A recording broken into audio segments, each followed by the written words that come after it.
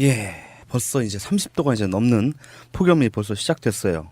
굉장히 더웠죠. 네. 근데 더위보다도 더 뜨거운 곳에서 고생하는 분들이 있습니다. 어디냐? 뜨거운 데서 고생하시는 분들 굉장히 많겠지만 그 중에서도 저 남녘 땅에 목포 신항에 그 옆으로 누워진 그 세월호 안에 그 안에서 선내 수색 작업을 하시는 작업자분들, 이분들 정말 고생하고 계시거든요. 아, 네, 맞습니다. 특히나 기본적으로 이제 큰 배다 보니까 이게 쇠로 돼 있잖아요. 근데 그 쇠 안에 들어가는 거기 때문에 얼마나 달궈져 있겠어요. 지금 뜨거운 여름 햇볕에 굉장한 그 고열 속에서 고생들을 하고 계시는데 아직도 이제 미수습자 5분의 시신을 수습하려고 한참 고생하고 계시는데 근데 이 미수습 그 현장 작업자분의 지인분이 현장에서 상당히 좀 이해하기 어려운 일들이 벌어지고 있다라고 해서 6월 12일 딴지일보 자유 게시판에 글을 올리는 것이 있습니다. 그래서 그 사연을 한번 소개해드리고 싶어요. 네. 네, 이 자유 게시판 글을 그럼 제가 읽도록 하겠습니다. 지인이 세월호 수색 현장에서 현재 일을 하고 있습니다. 저에게 울분을 토하면서 부조리 이야기를 하길래 언론에 알려지지 않는 사실 몇 가지를 딴지 게시판에 보고하고자 합니다. 배를 눕혀놨기 때문에 낡은 구조물들이 언제 떨어질지 모르는데 안전장치를 설치해달라고 하면 이 핑계 저 핑계 되면서 그 작업 구간을 타고 간 사람들까지 투입시켜 속도를 내게 하여 빨리 마무리하게 한다 합니다. 하지만 언론사 사람들과 해수부에게는 보여주기 해야 하기 때문에 누군가 온다 하면 그때는 안전장치를 해준다고 합니다. 매일매일 크고 작은 부상자들이 속출한다고 합니다. 사측은 부상 치료를 위한 약품을 제대로 구비하지 않고 있어서 수색자들이 스스로 약품을 가지고 다닌다고 합니다. 사측에서는 다치지 말라고 강조하면서도 속도를 내라고 합니다. 부상자가 나와서 병원에 실려가는 상황이 오면 작업을 중지해서 수색자들이 밥벌이를 못하게 하겠다 협박한다고 합니다. 뉴스의 세월호 수습 현장에서 작업하는 사람들을 가리켜 코리아 셀비지 직원들이라고 하는데 대부분이 코리아 셀비지의 하청업체인 에이텍이라는 회사의 용역 계약 직원들과 인력사무소를 통해 일하는 일용직 근로자들이라고 하고 코리아 셀비지 직원들은 아침 체조 때와 점심 식사 때 빼고는 보기 힘들답니다. 하도급 문제가 세월호 현장에도 있다는 소리를 듣고 경악을 금치 못했습니다. 해수부가 코리아 셀비지에, 코리아 셀비지가 에이텍에, 에이텍이 용역 직원에게 이렇게 거치면서 원 단가의 60% 정도만 작업자들에게 돌아간다고 하는데 40% 정도가 누구의 포켓으로 갔을까요? 새 정부 들어서는 이런 문제를 손봐야 하는 거 아닐까요? 더구나 처음 계약서를 썼을 때와는 다르게 임금을 미루고 있다고 합니다. 대부분이 단순 노동자들, 특히 조선소 경기가 어려워서 쉬고 있던 사람들이 많은데 그 사람들도 계약서의 날짜에 맞춰서 대출도 갚고 공과금도 내고 등등 돈을 써야 될 곳이 있을 텐데 일방적으로 날짜를 미루고 거기에 항의하는 사람들에게는 너는 돈 받고 나가라 식으로 근로자들을 대한다고 합니다. 그리고 그것이 문제가 되기 시작하니 계약서를 다시 쓰게 했다고 합니다. 이거 감사 대상 아닌가요? 혹시 주말이나 휴일 일하는 것도 해수부에 올릴 때는 휴일수당까지 올리고 본인들이 슈킹하는 것은 아니겠죠? 그리고 얼마 전에 이낙연 총리께서 다녀가셨는데 배 내부 작업 현장에는 들어오지 않으셨다고 합니다. 지인 말로는 냄새도 엄청나고 위험하고 더럽고 해서 일반인들은 들어오기만 해도 구토할 정도라고 하니 총리님을 선례로 모시지는 않았던 것이겠죠. 총리께서 오시면 일반적으로 경력금 하사하고 가시죠. 총리가 아니어도 많은 고관 대작들이 세월호 현장 같은 곳을 방문하면 금일봉을 하사하실 텐데요. 받은 금일봉으로 빵을 돌렸답니다. 실제 수습 작업에 투입되는 사람이 100명 정도 된다는데 빵을 돌렸대요. 빵도 제과점에서 만든 빵이 아닌 공장에서 흔히 나눠주는 단가 300원, 400원짜리 빵을 음료수도 없이 그 더운 날 빵만 돌렸대요. 국무총리님께서 금일봉 5만 원 주셨겠습니까? 기본적으로 100단이 넘어가죠. 그럼 그거 누가 먹은 겁니까? 어떻게 온 나라가 전체가 슈킹이 일상생활입니까? 어떻게 세상이 어떻게 아직도 이렇게 돌아갑니까? 시간이 길지 않아서 지인에게 이 정도 이야기만 들었는데 코리아 셀비지란 회사가 문제가 많은 것 같습니다. 어차피 에이텍이란 회사는 껍데기일 테니까요. 많은 조선소 하청업체들이 본청 회사 고위직 출신들이 만들었거나 친인척 회사인 것처럼 말이죠. 더욱 빨리 남은 5명의 유해도 수습되기 바람과 동시에 악덕업체의 갑질 및 진상 듣고 나니 참 우울해지네요. 정말 우울해지네요. 그렇죠. 느낌 어떠셨어요? 읽어보시면서. 이거 분명히 뭔가 있는데요, 진짜. 와. 그렇죠. 굉장히 그 일반인이 그냥 상식적으로만 봐도 그 열받음이 많이 좀 느껴지는 그런 그 고발성의 글이었습니다. 물론 뭐 지인의 말을 옮긴 것이기 때문에 뭐 100%다 맞다, 이것이 진실이다, 이렇게 단언할 수는 없겠죠. 하지만 근데 이런 일이 워낙에 비일비재하잖아요. 뭐 현재 한국에서는 거의, 우리나라에서 그래서 얼마든지 뭐 상상도 갈 수 있겠죠. 거짓말이거나 이거를 지어냈다거나 하지는 않으셨을 것 같아요, 분명히. 예, 적어도 이것이 뭐 완전한 허구다, 완전히 거짓말이다, 이렇게 치부하기에는 좀 어렵지 않을까 싶습니다. 보통 이런 식으로 하청의 재하청 작업이 이루어지는 곳들이 굉장히 많잖아요. 뭐 큰 뭐 건설업 현장은 말할 것도 없고요. 이렇게 그 커다란 일을 하는 곳에는 필연적으로 하청의 재하청은 거의 100%라고 보면 되죠. 네, 결국 그리고 가장 위험한 것은 하청 맨 마지막에 있는 사람들이 맞더라고요. 그렇죠. 우리 그 대선 기간이라서 우리가 뭐 많은 관심을 두지는 않았겠지만 지난 5월 1일 노동절에도 거제 삼성중공업의 그 사고로 6명 사망하는 사고 있었잖아요. 그 사망 근로자들이 전부 다 용역업체, 하청업체 근로자들 뿐이었던 거죠. 음. 그 원청업체인 삼성중공업 근로자들은 전부 다 노동절이니까 쉬러 네, 쉬고 맞습니다. 있는데 네. 결국은 대한민국 하청공화국에서는 가장 피해를 보는 것은 역시 하청업체의 영역 노동자들, 비정규직 노동자들이겠죠. 일용 근로자들, 이분들이 그 가장 큰 피해를 보고 있는데, 저는 그런 생각이 들어요.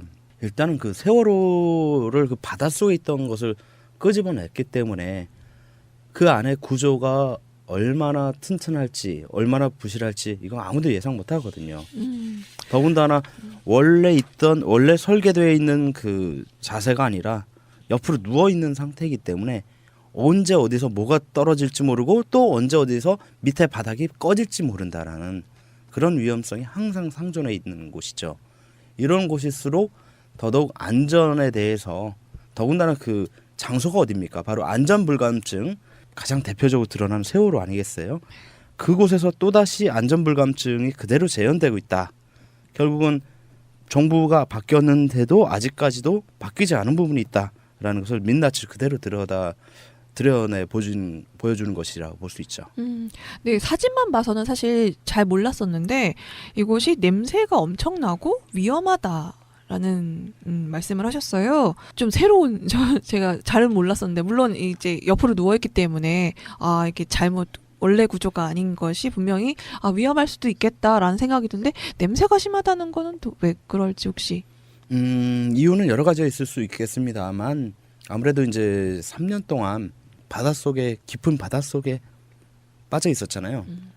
그럼 그 안에 많은 그 퇴적물들, 뻘들 이런 것들이 있었겠죠. 이것들이 이제 바닷물 속에 있을 때는 냄새가 안 나겠지만 이제 지상으로 올라와서 건조되면서 그 동안에 이제 그 안에 있는 수많은 미생물들, 눈으로도 보이지 않는 미생물들의 사체들을 썩어가는 그 냄새들이 엄청나겠죠. 그렇구나.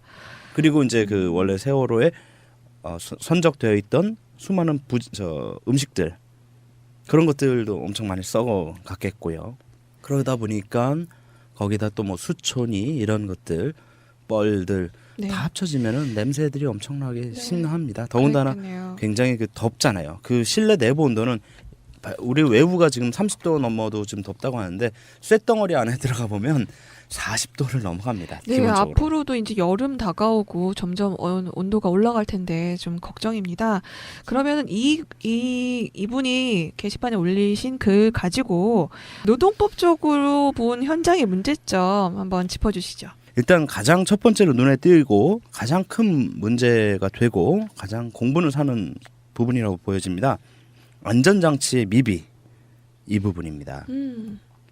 이게 뭐 로봇가 들어가서 작업을 하는 것도 아니고 더군다나 사람이 들어갈 수밖에 없는 것이 미수습자의 유해를 조금이라도 손상 없이 갖고 나와야 되기 때문에 수습해야 되기 때문에 사람이 결국 들어가서 조심조심 작업을 해야 된단 말이죠. 근데 이 사람 자체가 위험에 노출될 수밖에 없는 환경이에요. 아까도 얘기했지만 고열에다가 또 그 심한 악취 그리고 환경적인 그리고 언제 붕괴 위험 그리고 낙상의 위험 이런 산업 현장에서 일어날 수 있는 모든 위험들이 다 지금 세월호 내부에서 다 있다는 것이죠. 상존하고 있는 것. 이런 상황에서는 안전 조치가 필수적인데 이것은 우리 산업안전보건법에서도 규정하고 있어요. 왜 그렇지 않습니까? 우리가 아무리 좋은 보상도 사고 예방보다 좋을 수는 없다라는 것이죠. 사람이 다치고 또는 죽고 나면 10억이 아니라 100억을 보상해 주더라도 사람은 다시 되살아나지 않거든요. 그렇기 때문에 우리 사고가 났을 때 이후의 보상에 대해서 규정하고 있는 노동법이 산업재해보상보험법이라면 산재를 미리 예방하기 위해서 만들어진 법이 바로 산업안전보건법이에요. 따라서 산업안전보건법은 산재법보다도 훨씬 많은 규정들이 있습니다. 그리고 산재법하고는 달리 처벌 규정들이 많고 그 처벌의 수위가 어마어마하게 높습니다. 예를 들어 우리 근로기준법에서는 근로기준법 최고의 그 벌칙 조항이 5년 이하 징역 또는 3천만 원 이하의 벌금까지가 최고치인데 산업안전보건법에서는 특히 안전조치를 미비했을 때 무려 7년 이하 징역 또는 1억 원 이하의 벌금을 처하도록 돼 있어요. 어허. 그래서 산업안전보건법이 그래서 무서운 법이라고 하는 겁니다. 실제로 사고 현장에서 특히나 사망자가 일어나면은 그 사망자 일어난 사고에 대해서 사업주가 안전조치를 미비했을 때는 사업주를 구속시킬 수 있고 그 사업주는 최대 7년까지도 징역형을 살 수가 있는 부분이에요. 이거 다시 좀 한번 좀 살펴봐야겠는데요. 예, 구체적으로 살펴볼게요. 산업안전보건법 제23조에는 이렇게 규정되어 있어요. 제23조 안전조치 1항 사업주는 사업을 할 때 다음 각 호의 위험을 예방하기 위하여 필요한 조치를 하여야 한다. 1. 기계, 기구, 그 밖의 설비에 의한 위험. 2. 폭발성, 발화성 및 일환성 물질 등에 의한 위험. 3. 전기, 열, 그 밖의 에너지에 의한 위험. 그리고 2항에 이렇게 또 규정되어 있습니다.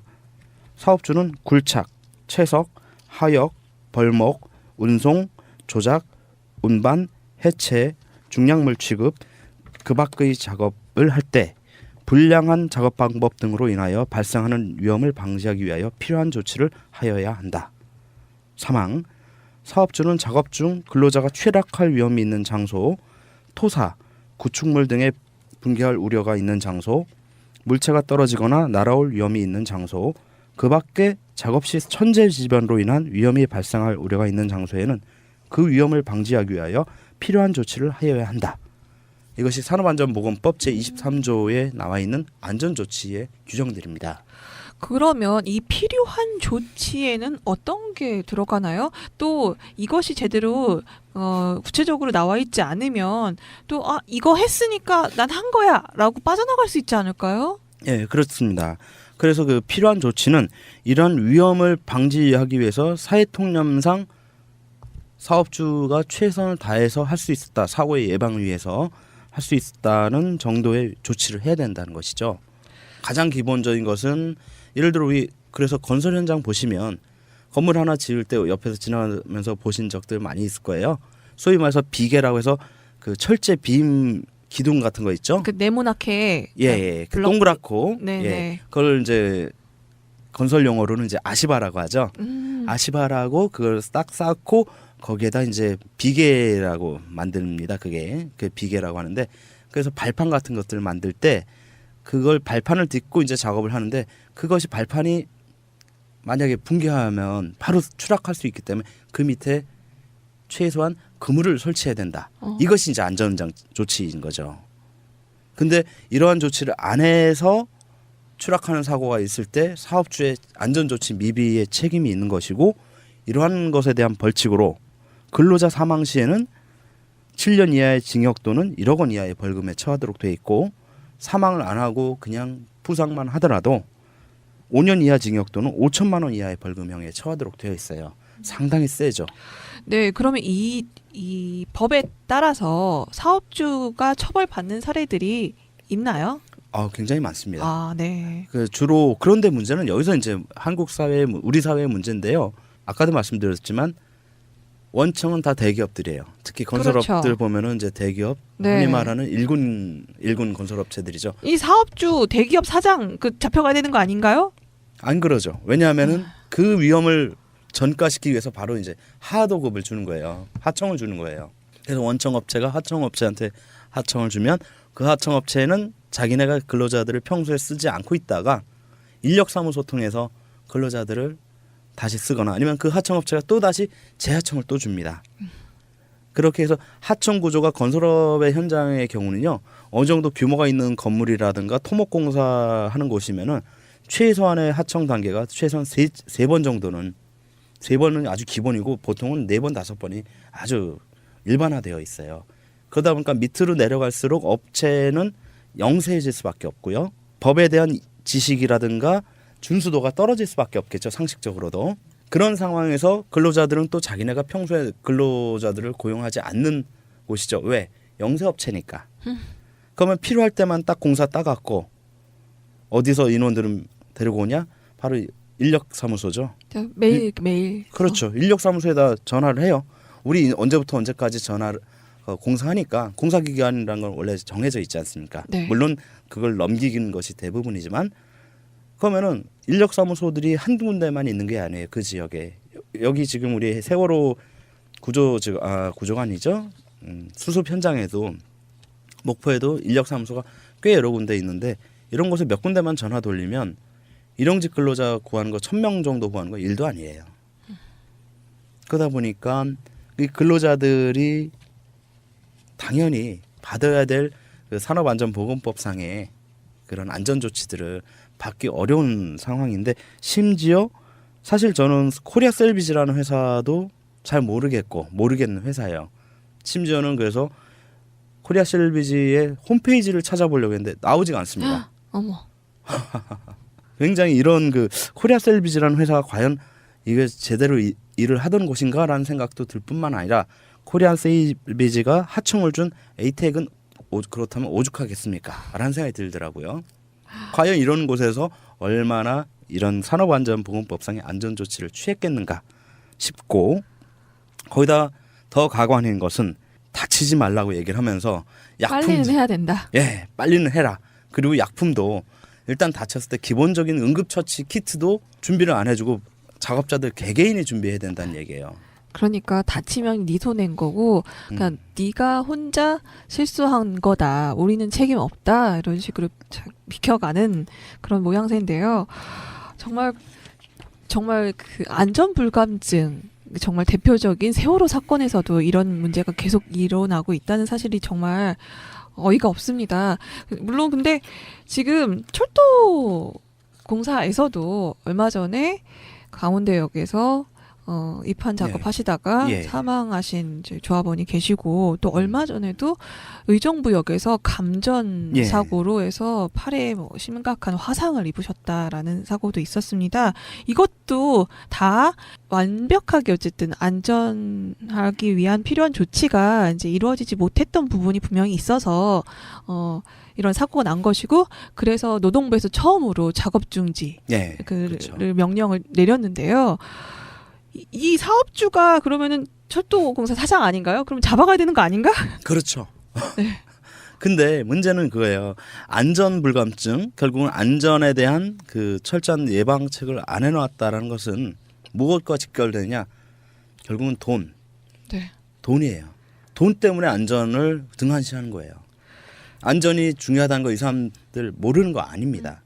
알지만 자기의 안전이 아니라 자기 몸이 해야 하는 게 아니다 보니까 이 사람들 사업주들 또는 그 회사의 관계자들에게는 돈이 더 중요한 거예요. 사람의 목숨이나 사람의 안전보다는. 그러니까 물론 노무사님께서 이 법으로 인해서 처벌받는 사람들이 굉장히 많다라고 말씀은 하셨지만 아직도 많이 부족한 느낌이 드는데. 그렇죠. 아무래도 이런 하청 구조에서는 그래서 원청 구조, 원청 기업 그리고 대기업들은 하청업체 거의 대부분의 책임을 떠넘깁니다. 사실 그래서 우리가 계속 문제화 삼고 있는 외주화, 용역화의 그 핵심은 하나는 근로자를 쉽게 해고하는 부분이라고 했지만 또 하나의 그들에게는 좋은 이익은 뭐냐면 위험의 전가거든요. 이 부분에 있어서 돈도 절약하지만 위험을 전가한다라는 것이 그들에겐 굉장히 큰 매력적인 것이기 때문에 외주화가 계속 이루어지는 것이죠. 네, 결국엔 그 게시판에 올려주신 이 글 이것도 시정이 되기 위해서는 결국 하도급 파견 이 제도가 뭔가 바로 잡히지 않으면 수정되기가 어려운 그렇죠. 문제인 것 같다는 생각이 듭니다. 네, 그리고 결국은 그 원청 업체의 대표자에 대한 직접적인 형사 책임을 반드시 묻는 일정 정도 이상의 규모의 건설 공사라든가 아니면 일정 정도 이상의 중대한 재해, 사망자가 발생하는 이런 재해에 대해서는 원칙적으로 대표이사에 대한 형사 책임을 반드시 묻는 그런 구조로 가지 않고서는 이런 일은 뭐 문재인 정부가 아니라 문재인 정부 이상의 정부가 도래하더라도 여전히 또 반복되지 않겠나 이런 좀 생각이 들고요. 그럼 또- 이 부분은 그러면은 누가 이 법적으로 소송을 걸거나 뭐 문제 제기를 노동자가 스스로 해야 됩니까? 아니면 외부에서 지적을 할 수도 있는 건가 이거는? 일단은 산업안전보건법 위반 부분에 대해서는 누구나 고발할 수 있어요. 아, 누구나. 예, 이것은 이제 그 산업안전보건법 위반은 형사적인 책임이 따른 것이기 때문에 형사 고발이 가능한 것이거든요. 그 고소와 고발의 차이는 뭐냐면 고소는 불법 행위로 인해서 피해를 입은 사람이 직접 피해자가 가해자를 상대로 그 소를 제기하는 것이 고소이고 고발이라 함은 제3자의 불법 행위를 제3자가 고발한 그 소를 제기하는 것 이것을 이제 고발이라고 하죠. 네, 그러면 이 산업안전보건법은 고발 사항. 네, 고발이 이네요. 될 수 네. 있고 또한 고발을 안 하더라도 노동부의 근로감독관이 있죠. 근로감독관이 인지하면 그 아. 사실을 알기만 하면 직접 조치를 취할 수 있는 그런 네. 상황입니다. 지금 노동부에서 할 일이 참 많은 것 같은데 어서 제대로 된 체계가 또 잡혀야 될 것 그래서 같습니다. 제가 지난 대선 때부터 늘 일관되게 주장하는 것이 근로감독관 적어도 지금의 3배로 빨리 늘려야 된다. 네. 예, 안 그러면 그래야 근로감독관들이 넘치는 서류 더미에서 벗어나서 현장에 가서 안전조치 여부를 미리 점검을 해서 산재도 발생 예방하고 또한 임금체불도 미리 예방할 수 있지 않겠나 이런 생각이 듭니다. 네, 맞습니다. 결국 참 도돌이표처럼 계속 반복해서 언급하게 될 수밖에 없는 게 이 외주위탁 하청 문제, 파견이라는 게 결국은 중간 착취 그리고 책임 회피 기능만을 가진다는 게 명확하게 드러나고 있는데요. 네, 어서 모든 사람들이 정당한 대우를 받고 또 안전하게 일할 수 있는 사회로 만들어야 되겠습니다. 네, 노무사님 마지막으로 언급하실 예, 부분이 또 하나 언급할 부분이 지금 이 게시물에서 드러나는 것이 임금 지급을 미룬다라는 얘기가 있어요. 네네. 예, 지금 보면은 지금 이 작업 현장의 특성상 여기가 이제 대부분 일용직 근로자들을 많이 쓸 거란 말이죠. 그러면 이제 말은 일용직이지만 이건 어느 정도 계약 기간 고용이 예정되어 있는 준상용직 계약직 근로자라고 볼 수 있는데 이 건설업 현장이라든가 이런 현장의 경우는 특정한 경우 빼놓고는 일당제로 임금을 다 계산하거든요. 그래서 일당 뭐 15만 원, 20만 원 이런 식으로. 그러면 여기서 발생하는 문제 첫 번째는 과연 주휴수당을 제대로 지급했는가? 나온 날에만 임금을 지급하는 경우들이 아직도 현재 많기 때문에 주휴수당 지급의 문제가 있고요. 또 지연 지급하고 있다라는 문제 이게 더 큽니다. 아까 그 게시글에도 네. 글 쓴 분께서 말씀하셨듯이 근로자들은 받은 임금을 가지고선 자기의 생활을 미리 계획하고 그 계획에 맞춰서 소비를 하고 소비한 것에 대한 보충을 하도록 되어 있는데 임금 지급일을 사용자가 멋대로 지연을 시켜버리면 근로자들의 삶에 타격이 올 수밖에 없거든요. 따라서 1985년도의 대법원 판결은 정기 임금 지급일에 하루라도 밀려서 늦게 지급을 한다면 이것은 임금 체불이다. 이렇게 판결을 내린 상황이 있습니다. 따라서 이 경우에는 근로의존법 109조에 의해서 3년 이하 징역 또는 2천만 원 이하의 벌금형에 처해질 수 있습니다. 그런데 이걸 가지고 노동부에 만약에 근로자가 현재 제소를 한다 하면은 그 근로자는 해고당하겠죠? 예, 일용직이기 때문에 뭐 해고를 다투기도 어려울 상황이 될 수도 있어요. 하다 네. 보니까 근로자들은 지금 사용자가 임금을 마음대로 지급을 늦추거나 아니면은 매월 말일날 지급하기로 했던 것을 이제 다음 달 5일로 이제부터는 지급한다 이런 식으로 바꾸더라도 어떻게 저항할 방법이 없다라 그런 그 문제점이 있습니다. 네, 이 글에서만 이제 큰 문제만 뽑아봐도 산업안전보건법 위반 그리고 근로기준법 위반 이 부분이 있는데 큰 문제부터 해결하는 것이 순서라 이 부분을 언급하고는 있지만 아까 봐도 이제 돈 뭐 슈킹하는 것들 예. 참 이 부분이 좀 크다고 생각합니다. 노동력은 중간 착취가 불가능하도록 헌법에 나와 있다고 하는데요. 이 헌법조차 지켜지지 않고 있어서 이런 하부적인 문제까지도 계속 연관이 돼서 일어나고 있지 않나 싶습니다. 예, 그래서 저는 그래요. 세월호 우리가 참사를 통해서 교훈을 다시 얻고자 하는 부분도 있지만 이 세월호를 수습하는 이 과정에서 새로운 그 우리가 받았던 교훈을 실행을 해야 되지 않겠나. 그래서 현재 우리 지금 이제 새로 들어선 문재인 정부는 돈이 먼저가 아니라 사람이 먼저다를 모토로 세우고 있지 않습니까? 그 사람이 먼저인 그 새 정부의 정신이 세월호 참사 수습 현장에서도 꼭 실현이 되었으면 하는 소망이 있습니다. 다닌다고 합니다. 사측에서는 다치지 말라고 강조하면서도 속도를 내라고 합니다.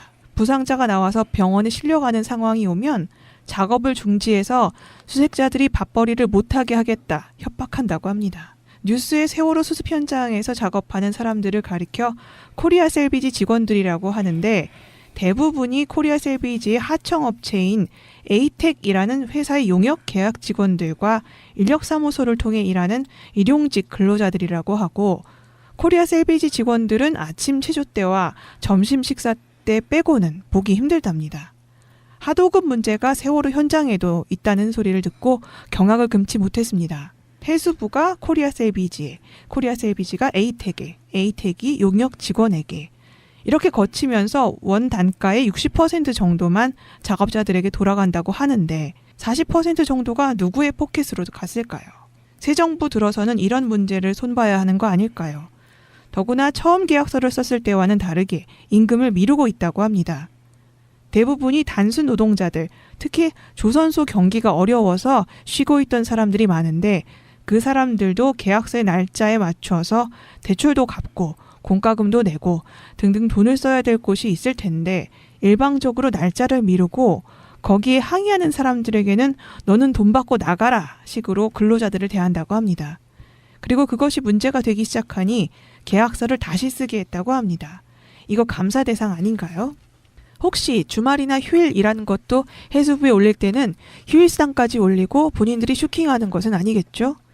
그리고 얼마 전에 이낙연 총리께서 다녀가셨는데 배 내부 작업 현장에는 들어오지 않으셨다고 합니다. 지인 말로는 냄새도 엄청나고 위험하고 더럽고 해서 일반인들은 들어오기만 해도 구토할 정도라고 하니 예, 벌써 이제 30도가 이제 넘는 폭염이 벌써 시작됐어요.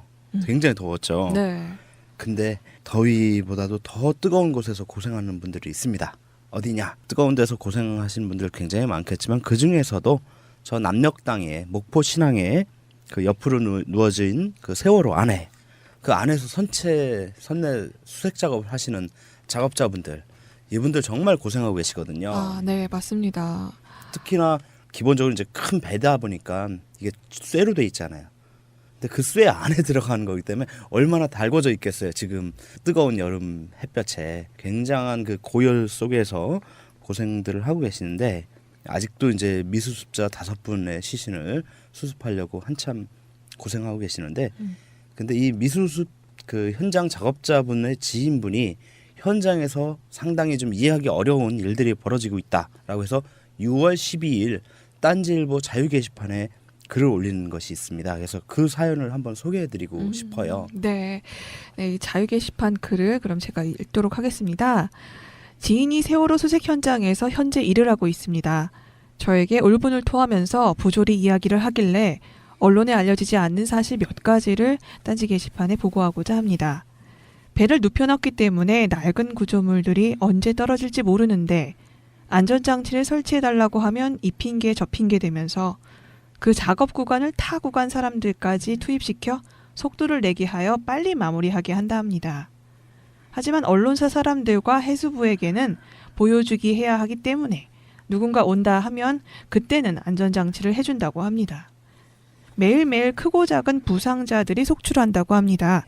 사측은 부상 치료를 위한 약품을 제대로 구비하지 않고 있어서 수색자들이 스스로 약품을 가지고 라는 것을 민낯을 그대로 드러내 보여주는 것이라고 볼 수 있죠.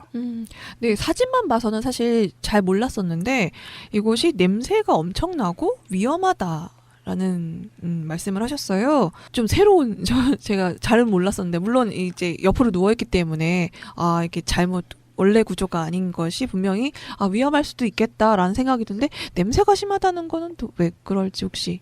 이유는 여러 가지가 있을 수 있겠습니다만 아무래도 이제 3년 동안 깊은 바닷속에 빠져 있었잖아요.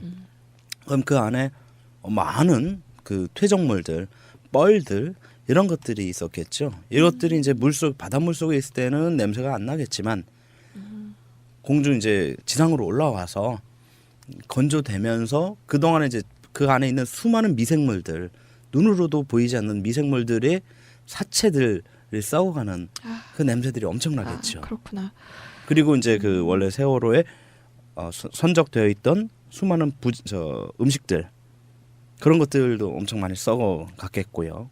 그러다 보니까 거기다 또 뭐 수초니 이런 것들 뻘들 네. 다 합쳐지면은 냄새들이 엄청나게 심합니다. 더군다나 그렇겠네요. 굉장히 덥잖아요. 그 실내 내부 온도는 우리 외부가 지금 30도 넘어도 좀 덥다고 하는데 쇳덩어리 안에 들어가 보면 40도를 넘어갑니다. 네, 기본적으로. 앞으로도 이제 여름 다가오고 점점 온도가 올라갈 텐데 좀 걱정입니다. 그러면은 이분이 게시판에 올리신 글 가지고 노동법적으로 본 현장의 문제점 한번 짚어주시죠. 일단 가장 첫 번째로 눈에 띄고 가장 큰 문제가 되고 가장 공분을 사는 부분이라고 보여집니다. 안전장치의 미비 이 부분입니다. 총리님을 선례로 모시지는 않았던 것이겠죠. 총리께서 오시면 일반적으로 경력금 하사하고 가시죠. 총리가 아니어도 많은 고관 대작들이 세월호 현장 같은 곳을 방문하면 금일봉을 하사하실 텐데요.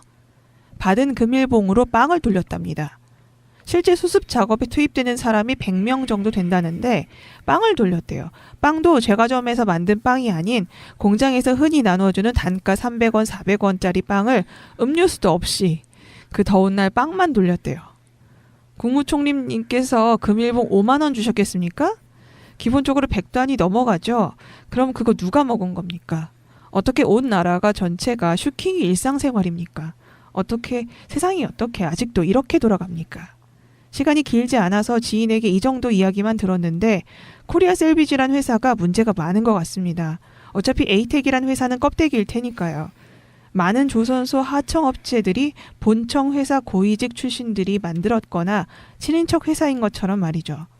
더욱 빨리 남은 5명의 유해도 수습되기 바람과 동시에 악덕업체의 갑질 및 진상짓 듣고 나니 참 우울해지네요. 정말 우울해지네요. 그렇죠. 느낌 어떠셨어요? 읽어보시면서. 이거 분명히 뭔가 있는데요, 진짜. 와. 그렇죠. 굉장히 그 일반인이 그냥 상식적으로만 봐도 그 열받음이 많이 좀 느껴지는 그런 그 고발성의 글이었습니다. 물론 뭐 지인의 말을 옮긴 것이기 때문에 뭐 100%다 맞다. 이것이 진실이다. 이렇게 단언할 수는 없겠죠. 하지만 근데 이런 일이 워낙에 비일비재하잖아요. 뭐 현재 한국에서는 우리나라에서 그래서 얼마든지 상상도 갈 수 있겠죠. 네, 거짓말이거나 이거를 지어냈다고 하지는 않으셨을 것 같아요, 분명히. 예, 적어도 이것이 뭐 완전한 허구다, 완전히 거짓말이다 이렇게 치부하기에는 좀 어렵지 않을까 싶습니다. 보통 이런 식으로 하청의 재하청 작업이 이루어지는 곳들이 굉장히 많잖아요. 뭐 큰 건설업 현장은 말할 것도 없고요. 이렇게 그 커다란 일을 하는 곳에는 필연적으로 하청의 재하청은 거의 100%라고 보면 되죠. 네, 결국 그리고 가장 위험한 것은 하청 맨 마지막에 있는 사람들이 맞더라고요. 그렇죠. 우리 그 대선 기간이라서 우리가 뭐 많은 관심을 두지는 않았겠지만 지난 5월 1일 노동절에도 거제 삼성중공업의 그 사고로 6명 사망하는 사고 있었잖아요.